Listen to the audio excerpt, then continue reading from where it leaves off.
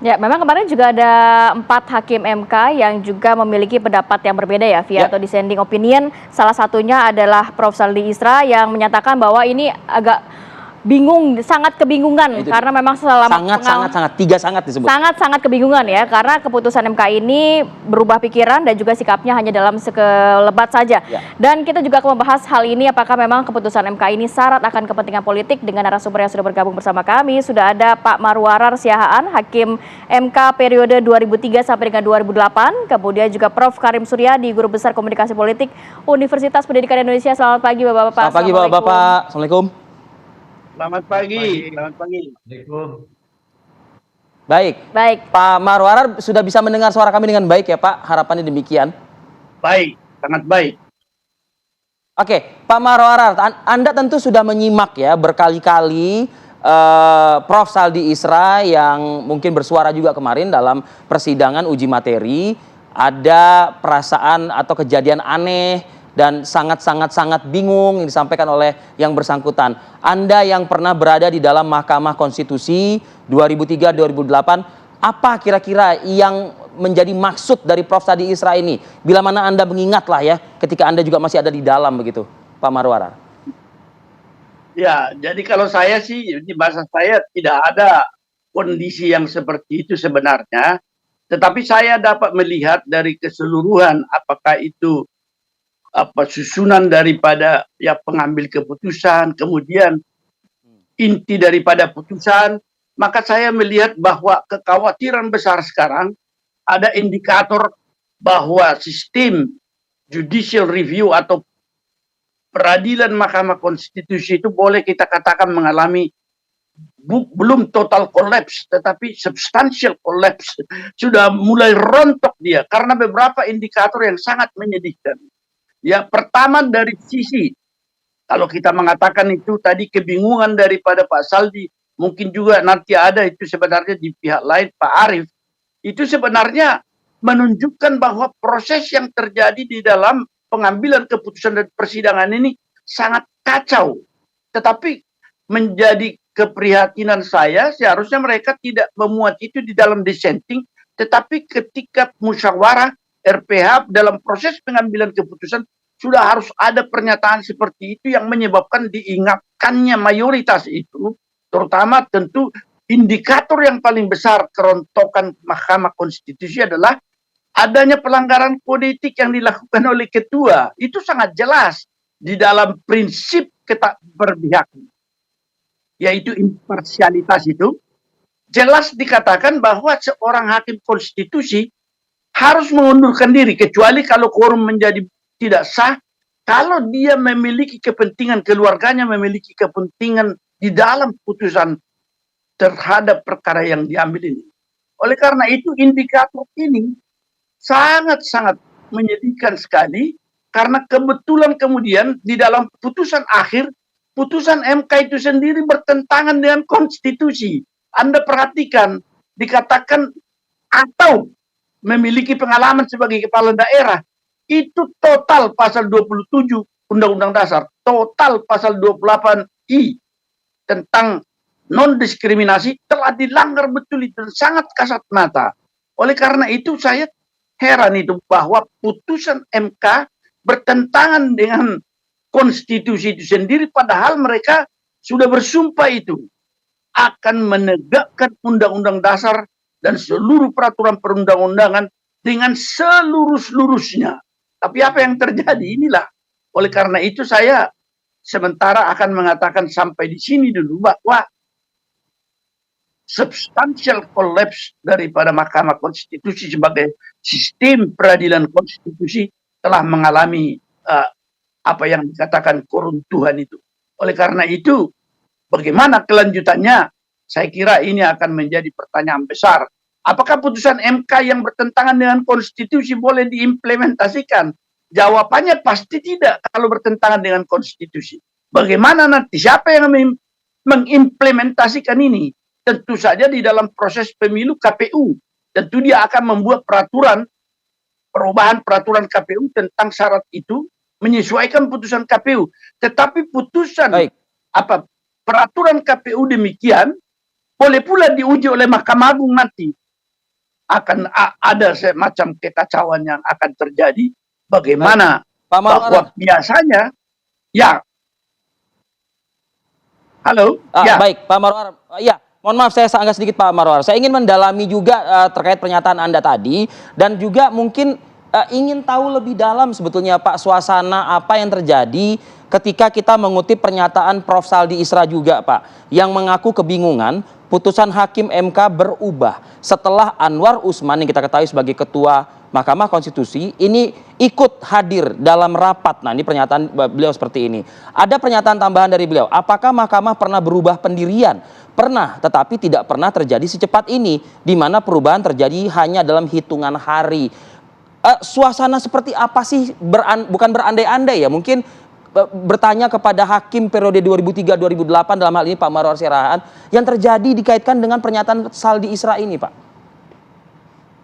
Ya, jadi kalau saya perhatikan dan juga dalam proses pembacaan putusan, sebelumnya kan sudah ada dibacakan kurang lebih 5 putusan yang menyatakan menolak permohonan yang mirip dengan itu. Di mana dalam putusan itu Ketua MK tidak ikut hadir. Jadi diputus, dia ambil dalam proses 8 orang hakim. Tetapi perkara yang terakhir, Ketua Mahkamah Konstitusi ikut di dalam proses pengambilan keputusan dan kemudian berbeda dengan putusan yang baru saja diambil 1-2 hari, kemudian dia berubah menyatakan bahwa permohonan dikabulkan dengan apa yang disebutkan tetap 40 tahun tetapi atau memiliki pengalaman sebagai kepala daerah.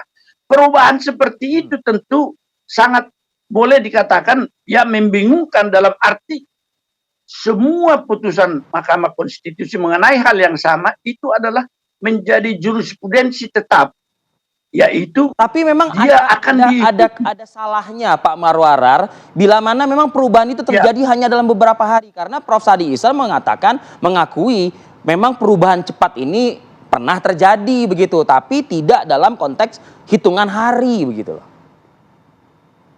Ya kalau dari sisi waktu pernah perubahan itu terjadi dan dia memiliki alasan karena adanya perubahan yang mendasar juga di dalam apa yang dikatakan ketika terjadi calon kepala daerah dulu hanya boleh diajukan oleh partai politik.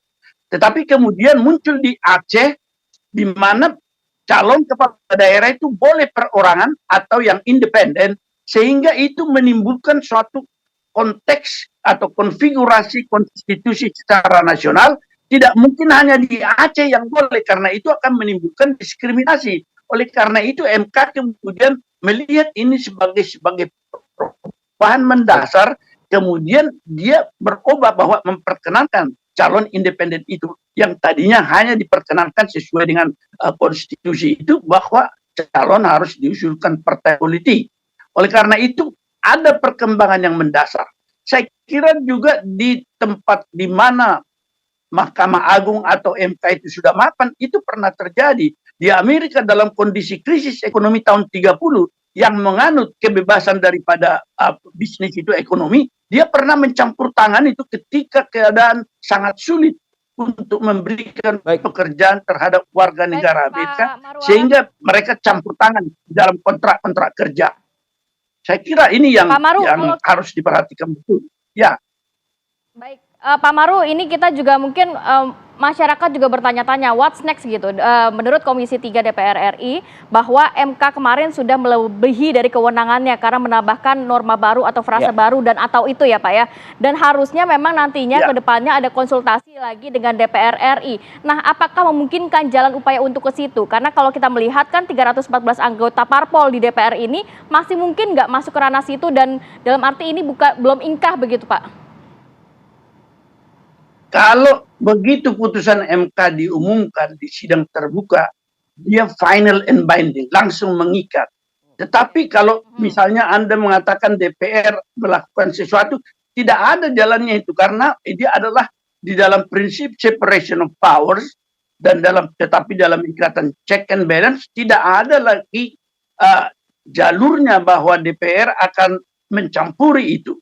Oleh karena itu tidak terjadi seperti itu, tetapi Pertanyaannya, apakah putusan ini dapat diimplementasikan atau tidak, atau pantas diimplementasikan atau tidak? Siapa yang menjadi eksekutornya itu?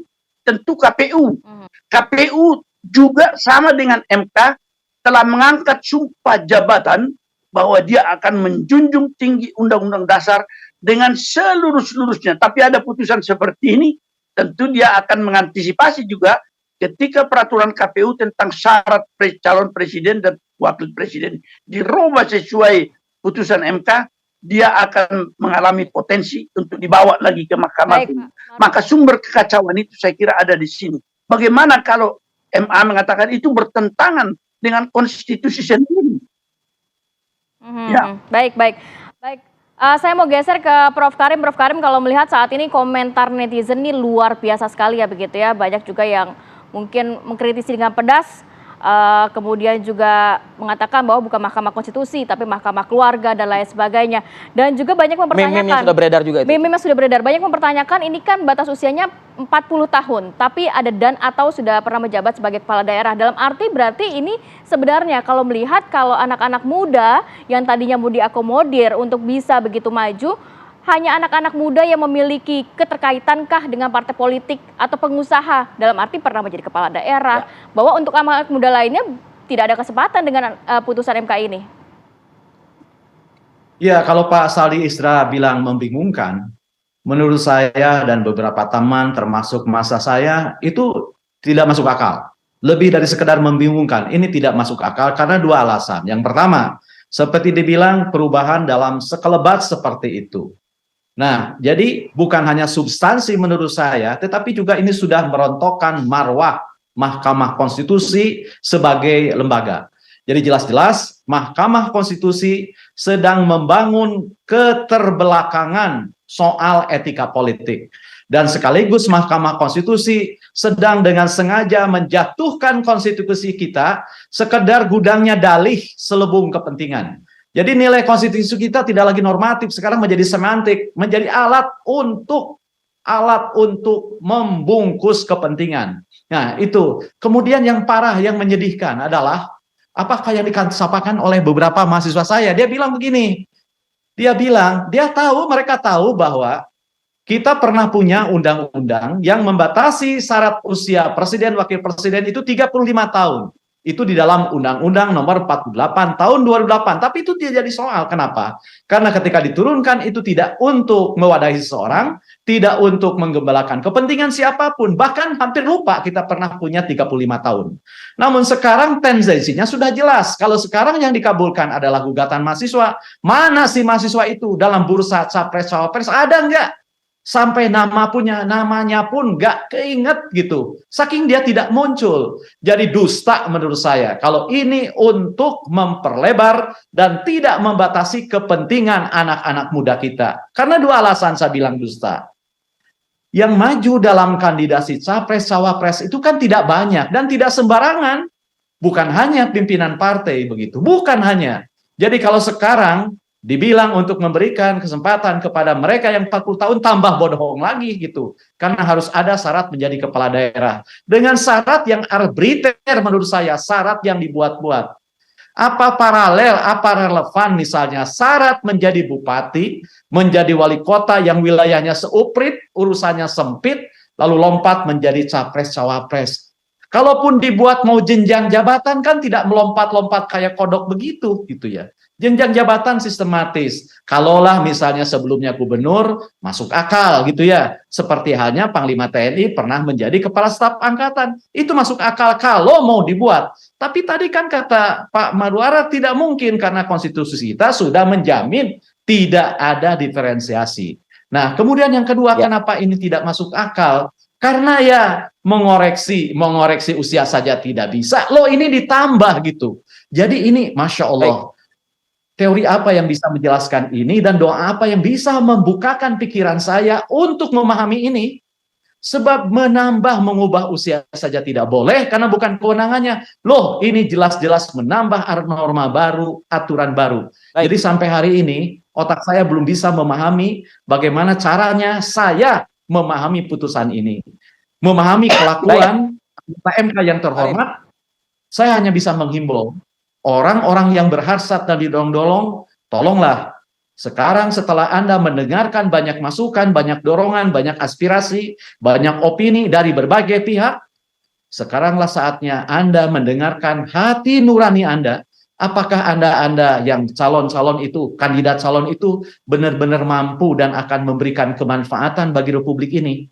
Sebab bahaya ketika muncul seseorang yang menutupi kesempatan orang lain yang mampu, diisi oleh mereka yang tidak capable. Itu adalah petaka yang luar biasa. Cipolla menyebutnya itu sebagai sebuah kebodohan yang luar biasa. Cipolla, dia nulis buku Hukum Dasar Kebodohan. Jadi dia bilang, kebodohan terbesar adalah ketika partai politik memberikan kesempatan kepada orang bodoh. Orang bodoh itu adalah orang yang merugikan orang lain atau kelompok orang lain, sementara dirinya sendiri tidak mendapatkan keuntungan. Atau lebih bahaya lagi, bandit.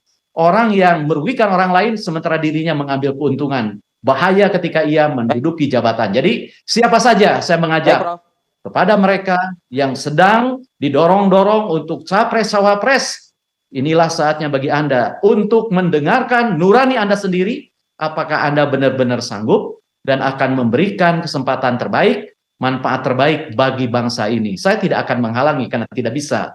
Dan jalan sudah ada, silakan. Tapi seperti halnya pelatih sepak bola yang akan menurunkan pemain, selalu ditanya, siapkah Anda memberikan perbedaan bagi performa tim? Bukan perbedaan dari 10 jadi 11, 11 jadi 12. Performa pemerintahan dan republik. Baik, kita juga nanti akan lanjutkan lagi diskusi putusan MK apakah memang syarat kepentingan politik, tapi kita harus jeda dulu sejenak, kita kembali saat lagi tetap bersama kami. Ya, baik Arif Fadil, Kamaratih dan juga pemirsa, saya akan coba tanyakan kepada sejumlah masyarakat pasca putusan dari Mahkamah Konstitusi mengenai syarat capres dan juga cawapres usia 40 tahun, tapi pernah menjadi kepala daerah. Kira-kira tanggapan dari sejumlah masyarakat mengenai hal ini seperti apa? Saya mau coba tanyakan kepada masyarakat yang lagi lari pagi nih di GBK. Selamat pagi, Mas. Dengan Mas siapa? Saya David. Mas David. Yes. Mas David udah dengar belum soal putusan MK kemarin? Yang prank kan? Iya, yang prank itu Mas. Canda MK. Jadi capres, cawapres 40 tahun tapi pernah jadi kepala daerah, ini boleh nih Mas. Gimana tanggapannya?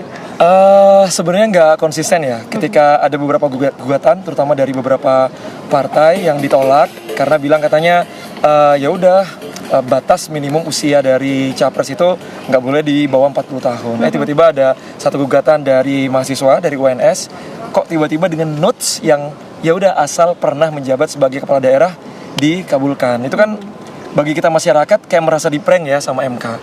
Belum lagi ada cerita di balik siapakah ketua MK yang kemarin. Oh, yang merupakan kerabat. Yes. Nah, itu gimana tanggapannya nih Mas? Bahkan masyarakat juga banyak yang sempat mengeluarkan aksi dan juga menyebut bahwa MK ini bukan Mahkamah Konstitusi, tapi Mahkamah Keluarga. Karena memang ketua MK-nya ini ipar dari Presiden Jokowi. Ini gimana tanggapannya Mas? Ya semoga MK bisa menjaga amanah dari masyarakat ya, amanah konstitusinya. Walaupun katanya ada dia sebagai iparnya dari presiden dan segala macam, semoga putusan yang kemarin itu dikabulkan, bukan untuk memuluskan suatu kelompok atau memuluskan seseorang gitu menurutku. Karena ya untuk menjadi pemimpin, kita tuh butuh pemimpin yang benar-benar bersih dari yang namanya KKN, termasuk nepotisme. Oke, jadi putusan MK kemarin sudah berkeadilan, Mas? Keadilan hanya untuk orang yang tahu loh. Oke. Ini tanggapan dari Mas David. Terima kasih banyak sudah memberikan suaranya. Saya mau coba tanya lagi Arif Fadil, Kamarati dan juga pemirsa kepada warga lainnya. Selamat pagi Mbak. Dengan Mbak siapa kalau boleh tahu? Dengan Mbak Badriah. Mbak Badriah. Oke, Mbak Badriah sudah dengar putusan MK kemarin. Tanggapan Mbak Badriah gimana? Sudah berkeadilankah tanpa adanya intervensi? Menurut saya tidak adil dan sepertinya ada intervensi. Kenapa? Karena kalau saya melihat kemarin bahkan ada 4 hakim MK yang dissenting opinion, yang mana pasal di sendiri memang bilang kalau dia sendiri bingung dengan putusan ini. Apalagi memang disebutkan di beberapa media dan juga pemberitaan bahwa memang perubahan dari putusan MK ini ada setelah salah satu kerabat atau bisa disebut juga keluarga lebih dekat ya, karena ipar dari Presiden Joko Widodo yaitu Bapak Anwar Usman ini ikut serta dalam rapat dari Hakim Mahkamah Konstitusi. Sekarang kalau hakimnya aja bingung, gimana masyarakat juga pasti ikut bingung. Oke, ada hakim yang bingung apalagi masyarakat gitu. Betul. Nah, tapi menurut Mbak Badriah dengan putusan kemarin kira-kira putusannya untuk siapa sih dan gimana sih, Mbak? Kalau dari pemberitaan dan apa-apa yang jadi trending, apalagi salah satu platform media sosial yang selalu trending nih kalau lagi ada politik-politik, katanya sih untuk salah satu anak dari pejabat ya, tapi kita juga kan tidak bisa memastikan karena kan itu nggak langsung dari omongan keluarganya tersendiri, Oke. tapi kan dari apa-apa yang diamati oleh misalnya pengamat politik atau dari lawan-lawan politiknya gitu. Jadi menurut saya sih ya masyarakat juga bisa menilai sendirilah tanpa kita harus menegaskan apa yang terjadi di lapangan. Oke, baik, terima kasih banyak Mbak Badriah sudah memberikan suaranya. Itu dia tadi Arif Fadil, Kamarati dan juga pemirsa. Dua-duanya ini menganggap bahwa putusan MK kemarin ini tidak berkeadilan. Sementara saya kembalikan dulu kepada Arif Fadil dan juga Kamarati di studio. Baik, Menak Intan, terima kasih. Kita sudah mendengarkan juga suara dari masyarakat. Saya ingin kembali ke narasumber kami pada pagi hari ini, ke Prof. Karim Suryadi terlebih dahulu. Prof. Karim, putusan Hakim MK berubah setelah Anwar Usman, Ketua MK ini ikut dalam rapat. Kalau tadi kita menyerap pernyataan dari Pak Marwarar Siahaan yang mengatakan, ya mungkin kalau bisa dikatakan dalam amar putusan sebelum-sebelumnya memang Ketua MK ini tidak ikut. Nah, untuk yang konteks ini Anwar Usman hadir ya. Dan kita juga ketahui yang bersangkutan ini adalah paman ataupun juga ipar dari pemimpin di negeri ini begitu. Apakah secara aspek komunikasi politik kehadiran atau kemunculan berdasarkan pernyataan Prof tadi Isra ini untuk mengatakan kepada publik, Prof, sekali lagi untuk mengatakan kepada publik, saya yang bertanggung jawab karena memang apapun itu saya adalah ipar, apapun itu saya adalah pamannya juga. Apakah seperti itu, Prof? Ya, kan sudah jelas tadi Prof. Marwarar, harusnya yang bersangkutan mundur. Karena itu kan ada konflik kepentingan di sana. Ada konflik kepentingan, mundur, tidak ikut dalam persidangan itu.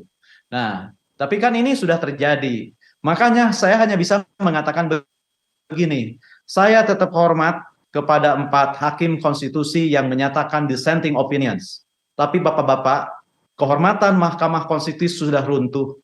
Jadi menurut saya, sekarang bukan lagi tempatnya bagi bapak-bapak untuk tetap terhormat dan tetap berintegritas mempertahankan kehormatan konstitusi ada di lembaga yang bernama Mahkamah Konstitusi yang sudah dirobohkan kehormatannya hari kemarin.